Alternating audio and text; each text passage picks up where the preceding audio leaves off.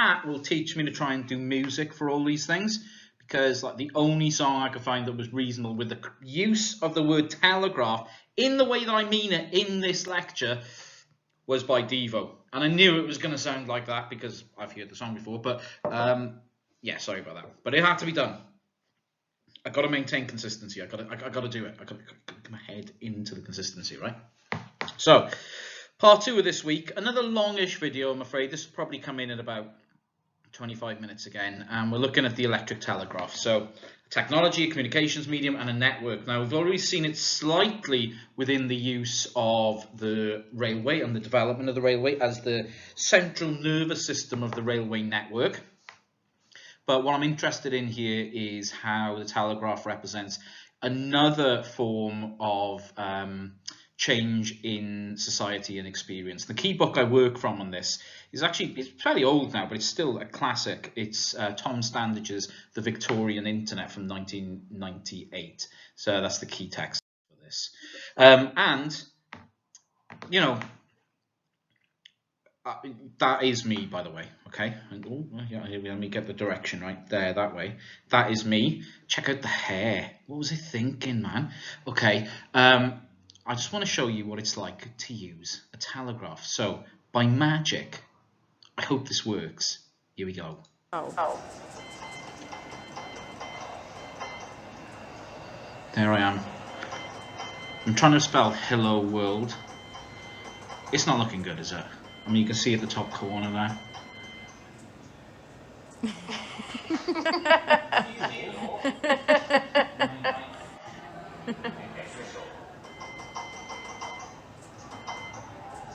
Very good.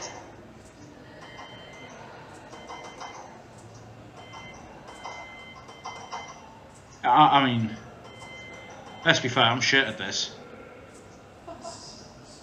And then I'm cussing the machine and calling it a bastard, which is fairly normal for me. What I'm trying to tell you is that the telegraph is a complex piece of machinery, despite the fact that it looks very, very straightforward. But its complexity is through its use, and it was very, you needed to have a great deal of skill in order to use the telegraph effectively and usefully, which I clearly don't possess. My skills obviously lie elsewhere, possibly in like the tea preparation industry or something. Where I want to go with this is not necessarily about how shit I am on the telegraph. It is more what the telegraph means as a communications network. But telegraphs still exist. We can still use them. We can still try them. We can still suck at them, as my video illustrates.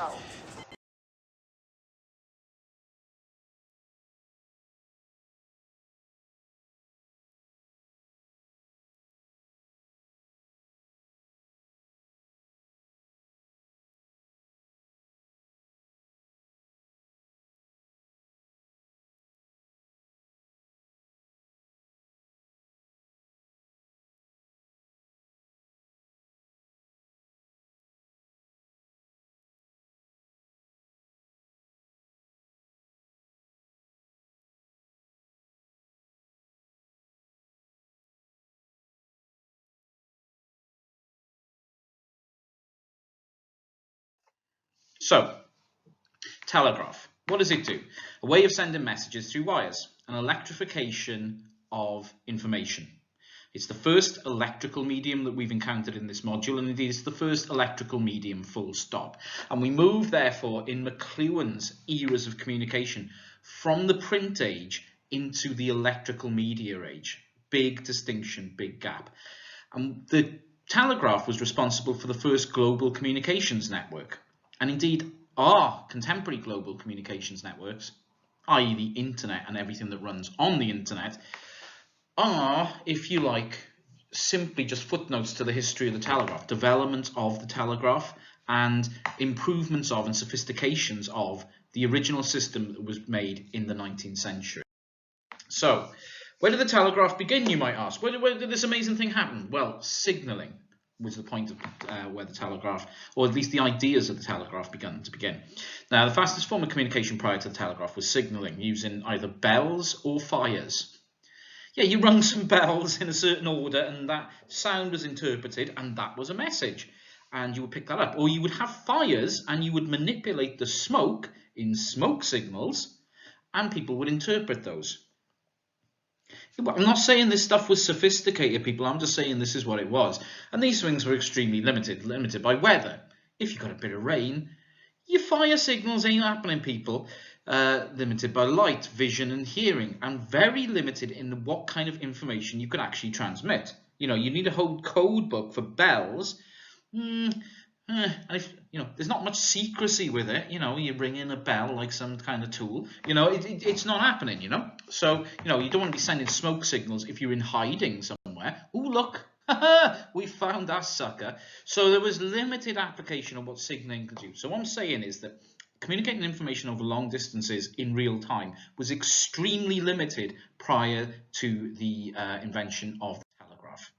Now, the first kinds of telegraph, the first experimentation with it, are very, very odd in many ways. So Claude Chappé invented the optical and mechanical telegraphy, the Farwriter, which was a station with movable wooden arms. You've got to bear with me on this one, but literally that's what it was. And it was positioned to transmit a code that would be seen through a telescope. So again, you already have all sorts of complexity going on here, right? You have somebody needs a telescope and you need to build one of these contraptions.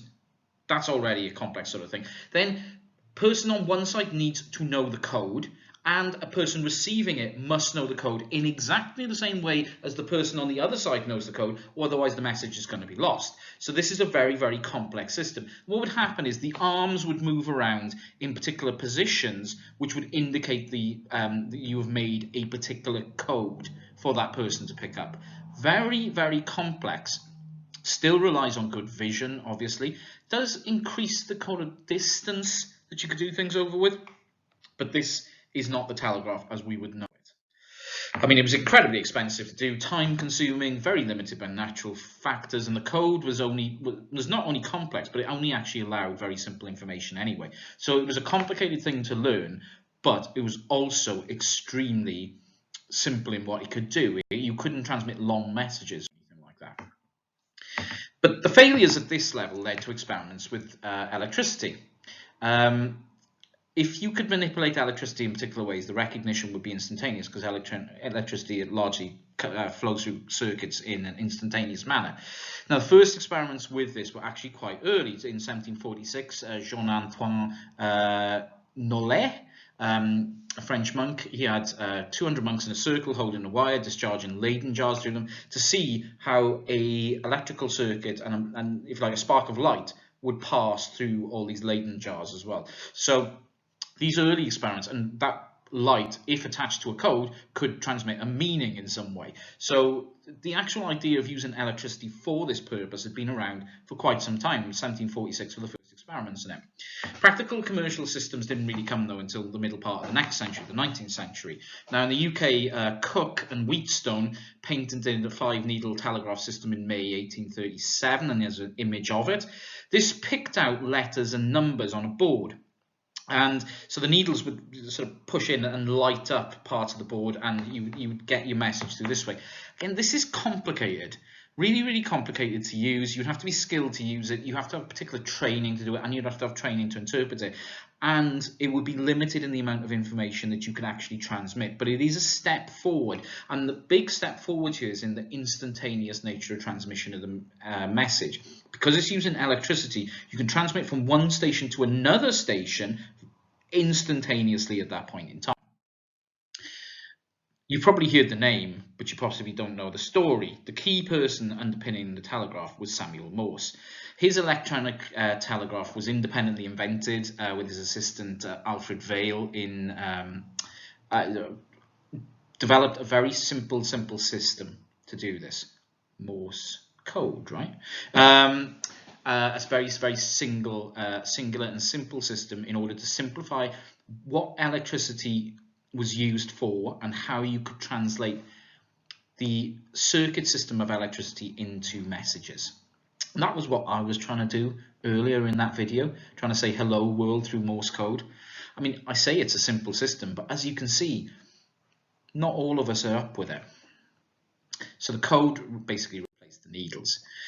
And what you would have is short and long electronic signals. So you would have a key and you would press it down long or dash. So if you wanted to say A, it would be dot, which is what I was trying to do earlier, you know. So I was trying to say hello world. So where's the H here? 4 dots. I was just going to go, duh, duh, duh, duh.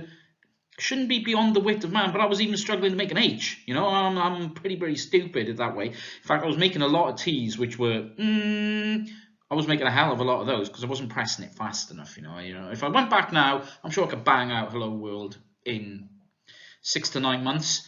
But you know, I've learned my lesson, and you know, speech perhaps is my medium, not the telegraph. But this was the foundation of the system. So you have one key, and short presses and long presses, and then this is the alphabet within those. And you know, you could sit and learn this alphabetical system fairly easily, fairly quickly, so you could hear what was being said, and obviously you're transmitting letter by letter at this point.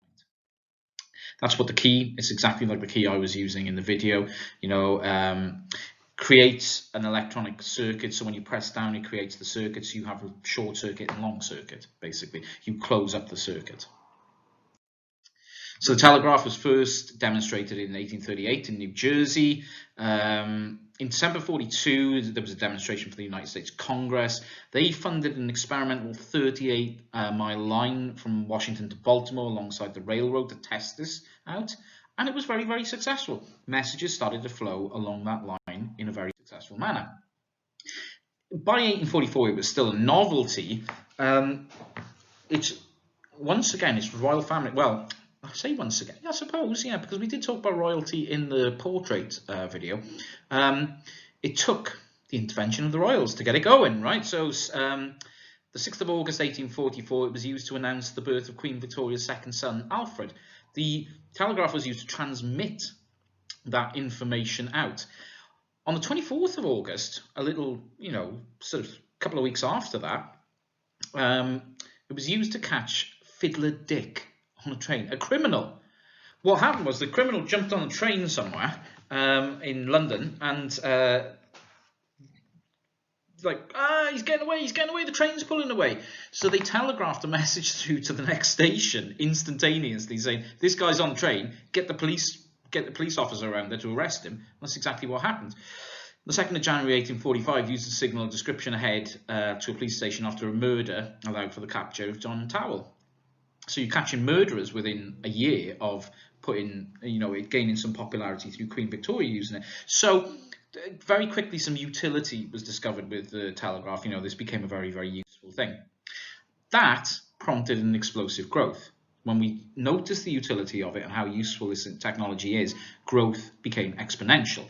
So in the United States, there were 40 miles of telegraph in 1846. There were 23,000 miles by 1852. In the UK, main growth came after 1851, but it started to spread internationally in Europe, Australia, Canada, Cuba, Chile, India. France held back on the telegraph for a long time because they had their pre-existing systems of communication over periods of time, but they would eventually pick it up. Now, the case of the United States is very, very interesting. At this time in United States history, you see the push westwards. See the push to not just conquest of land, but also to settle the great sort of empty plains of North America. So you start to see the development of towns and railroads as well. As the railroads push into America, you start to see settlements developing. But obviously those settlements, although they have a railroad, in terms of communication, they're quite cut off from the main places on both the West Coast, where you'd have Seattle and San Francisco were starting to become largest cities at that point. And of course the main East Coast cities, New York, Baltimore, Washington, Philadelphia, and in the Midwest as well, Chicago, which had become major urban conurbations. Now the telegraph played a vital role in the establishment of the rest of America, if you like. Now that you had a system where you could put down, along with your railroad, the telegraph at the same time, it meant when you're building up towns around America along the railroad network, you're instantly building a communications network between those new settlements and the pre-existing settlements and seats of power in the United States. Indeed, it became the first trans-American way of communicating between West Coast and East Coast. Say you're a trader in San Francisco, you've just got a boatload of stuff coming to the docks. You think, I need a bigger market than what I've got in San Francisco for this. Well, get on the horn, get on the telegraph, get onto New York and get yourself some buyers there. You've got the railroads now, you can transport that stuff across, but you need to know where your market is. Well, the telegraph allows you to do that kind of business instantaneously. So all of a sudden, that huge expanse of space in America becomes much smaller in terms of how people existed in it, because you could communicate with people in real time across an entire continent. In fact, pulling America together, pulling America together as a unified country through this communications technology. So the idea of the telegraph was becoming really popular, and lines were opened up not just to serve railways and so on, but to serve the public. By 1846, there was very successful commercial applications of this. You paid per word to send a telegram. It's a bit like the early version of Twitter, with 140 characters. You'd be mindful that you were paying per word. So you could write this as clearly and concisely as possible. It's all of a sudden a new form of communication comes. So unlike writing a letter, you didn't want to pay for all those words. You get your message across short and sweet. It's like, SMS messaging or something like that. It's a new abbreviated form of writing came about, and indeed of thinking about what to say to another person if you are being charged by the word to say it by a telegraph. So it's changing people's communication practices in general. So the system was sent along railroad telegraph stations and transmitted to the final destination. It wasn't like somebody perhaps who was sitting in San Francisco would tap this out and it'd be picked up in New York. You had relay stations all the way along, so you had long chains of communication. This was transcribed into words then at the end point and delivered on foot. So you would have an address for the addressee, and this telegraph would be delivered. You've probably seen it perhaps in American films set in the Old West times, if you've ever seen those films. There's a telegram, please, and this guy turns up with a telegram and somebody opens it. So it gave rise, actually, the technology to a whole new set of professions: telegraph operators, couriers on one side, translators on the other as well, as an important occupation. Telegraphs vastly changed the urban landscape. All of a sudden you had urban landscapes covered by poles and rooftop wires as telegraph lines ran crisscrossing across cities. And indeed, the rural landscape would change as well as telegraph lines ran through rural areas. Telegraph was responsible for joining up different countries in terms of communication. So by 1849, there were lines from Prussia to Austria and Berlin to Vienna. Messages were exchanged at borders for retransmissions in some places, but soon most countries were connected by wire themselves. So by 1850, the Austro-German Telegraph Union was created, joining Prussia, Saxony, Austria, and Bavaria, and starting to show towards a unity of these states as they communicated with one another seamlessly. And within less than 100 years, these states will be unified, although that's a whole different story of history going on there.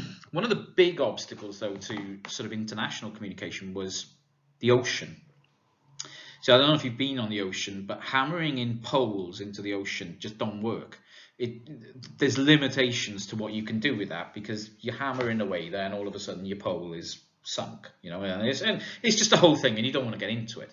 So there was a huge interest in linking up countries across oceans, but there was a massive problem with cable design and making and laying the cable. Now, you could rubber coat cables and insulate them in that way, but this was unsatisfactory for the telegraph because it tended to be heavy, tended to crush down the wire, and eventually the electrical connection would be lost. So this was actually solved by the gutta percha installation technique, and then you had a technique for actually laying lines undersea. Now, the first Atlantic telegraph company was set up in November 1856 to link essentially the UK and the rest of Western Europe with the United States. It began work on a 2,500 mile long cable, which was rolled up in one. Yeah, it's been mad, and taken onto a ship and started to be laid out. Now, in July 1857, after the cable had been completed, 2 naval ships carried it to sea in the United States. So you can imagine these 2 ships next to each other with a cable in between them, and they're rolling this down and waiting for it to hit the ground. It snapped, unsurprisingly, after 350 miles. So that was a massive fail, but it didn't take long for actually this to be perfected. First cable went down around 5 to 6 years later, connecting up shortest points. So if you can, I don't know if you can see on the image here, but the main cable is in dark black and connects up from the west point of Ireland, so around, let's say, Cove or Connemara in Cork County in Ireland, across to that will be Nova Scotia there in the United States. In Canada. And then from there you would have smaller relays back into the United States. So the first transatlantic cable goes down in a submarine manner in around 1860. Now, what are the effects of this? Already we've seen my little favorite there of the annihilation of space and time, right? Wow, you can send messages from like Europe to America instantly. Damn. Okay, so that's the first time in human history that's ever been able to be done. So, there's one massive effect there, the annihilation of the distance between people and the temporal distances between people. Time and space is killed. If you look at McLuhan's three things, we're now into the electric era, right? Oral acoustic society and literate society. With the telegraph, we see the emergence of the electronic era of communication. And in terms of how do we take that from McLuhan? Well, in terms of extensions of man, electricity is a natural extension of the human central nervous system, according to McLuhan. So this kind of technology operates instantly to bring the world to us. Just as our nervous system instantly transmits messages to our brain about the world around us, the telegraph is an extension of that to bring the world into us instantly in a far greater way. This implosion of space and time means we can know all about the world instantly, anywhere about the world, as long as there's a telegraph there, right? This speeds up our experience of the world and society itself. Society becomes quicker with it. Information now transfers instantly, therefore society itself moves faster, faster, faster. This implosion creates what McLuhan termed a global village, where the information can be transmitted between different points in the world instantly. Therefore, we no longer live in a world, we live in a village because we are all connected to one another, which brings the lives of people closer together and transforms the structures of the older literate mechanical society within itself as well. We are now in the information age, and information itself becomes a commodity much more than material goods or anything like that, and the telegraph is massively responsible for this. What else goes on with the telegraph? Well, the idea of codes and encryption emerge in society. In Europe, the use of codes were restricted to government and telegraph officials. I mean, this isn't a technology that anyone could use. The codes meant that it was quite a secretive thing. Telegraphs, but the public nature of it and the public use of it meant new demand for codes and ciphers. In the United States, telegraph was never illegal, actually, unlike it was in the UK and Europe, so it became very, very common. But people decided to use the telegraph for messages because it afforded more privacy or could save them money in order by compressing information. So you see the idea of using codes and using secret ways of talking to people and using ways that only two people would understand. And indeed, the telegraph became linked to sort of criminal organizations who found it safer to transmit information between one another via telegraph than they did by speaking, where they could be heard, or by sending letters, which could be intercepted. Telegraph actually aided long-distance relationships, just like the internet does today. There was a lack of privacy on this, but people would conduct entire relationships through the telegraph. Indeed, telegraph operators, when they weren't sending messages, would speak to each other via telegraph, and you got a number of relationships starting up for that. Telegraph were used for the first ever online wedding. A wedding conducted via telegraph between New York City and Boston in 1848. The first, there's nothing new in the world, and you could get married over Zoom or something like that. Telegraph was doing it a long, long time ago. Relationships developed between operators. Now, uniquely at the time, there were many, many females in the industry, and because it was an acceptable career for young and married women, and women were actually really, really good at using the telegraph as well. It was a skill set that was very well suited to women, and learning the codes and so on, and operating the machinery in an accurate way. And we see some of that in sort of odd professions these days, which you would think, I wouldn't think a woman would do that. I'm thinking of the big sort of open cast mines in Australia, for example. All the heavy duty, massive truck drivers all tend to be women, because they tend to be much better at that kind of job than men. Men are terrible at it because men lose their heads, and they lose attention. Women, this was a job that demanded close attention and attention to detail, and the women of that time tend to be much, much better at doing this than men. That meant that, it developed very good friendships and romantic relationships through use of the telegraph. Women could use their own styles of communication, and they become recognized as well. They would exchange jokes, gossip, news, play games over it. Many of the operators preferred their online life to their offline experiences. I wonder if that happens today. Or maybe it does. And of course, instant communication was vitally important as well. The impact upon our knowledge of the world and its events of the telegraph was huge. So by 1830, as I've said previously, news gathering became more important, and the electric telegraph was recognised as a huge aid to journalism. Very, very important in the development of journalism in the 19th century, as I might have alluded to in the journalism lecture, in the early newspapers lecture earlier in this course. News from anywhere instantly to get it into today's edition eliminates the delays in what is being reported in the newspapers, brings newspapers into the contemporary age where they are actually reporting contemporary events rather than things that happened a couple of days previously. What the effect of this was to create news agencies sending information by wire, and we still have those agencies today. Agencies like Reuters, for example, who will accumulate information from around the world and send this out to newspapers who will use it. They don't use the telegraph anymore, but this is where they were established.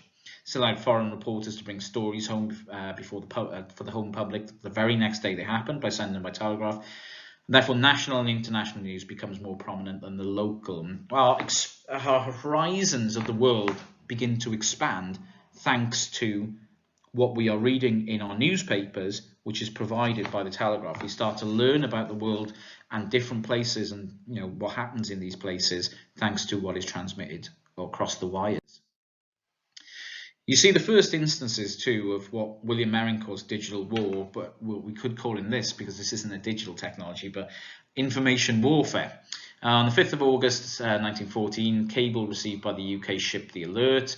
World War I was declared minutes earlier, and the alert set off on a mission to cut the underwater telegraph cables to cut Germany off from the outside world. In the First World War, cutting the telegraph posts and getting rid of the telegraph wires became a very, very important part of the war. And Britain was straight on that, We've just declared war. Cut them off from the world. Get rid of them. Yeah. And this became a recognised tactic in World War I. Telegraph went eventually into decline, so new machines by 1870s reduced the need for operators. They became largely automated, but the big thing was the telephone, right? Very similar kind of technology, using wires to transmit electrical signals, but the telephone managed to encode voice rather than very simple sounds, transmitting speech for the first time over time, and of course, very, very quickly blew the telegraph out of the water, even though it used a lot of the similar stuff. By 1877, Bell invented it in 1876. 1877, there were 230 phones in the UK. By 1880, 3 years later, there were 30,000. 6 years after that, 250,000. And by the turn of the century, 2 million phones in use in the United Kingdom. Telegraph had no role in this. Telegraph still used for coded communications by military, etc., but its utility in terms of communicating person to person was vastly superseded by the telephone, and indeed business to business as well would very quickly note the improvement that the telephone brought. But the telephone is a relative of this technology. Without the telegraph, the telephone doesn't exist. There's so much borrowing went on. So please look at Victorian Internet by Standage if you want to do the essay question on this topic. Why is this significant? We see the first network that wired the world up, the first global communications network. This laid the basis for modern global communications. The Internet today is doing the same job as the telegraph did. It's doing it Okay, it's doing it better, right? It's communicating more information. But in reality, you know, at a base level, we have wires connecting the world today, and we had wires connecting the world in the 1850s. It's not a huge amount of difference. The telegraph speeded up knowledge, shrank the world, and connected people like nothing had ever done previously. And that is why it is such an interesting medium. Thank you very much.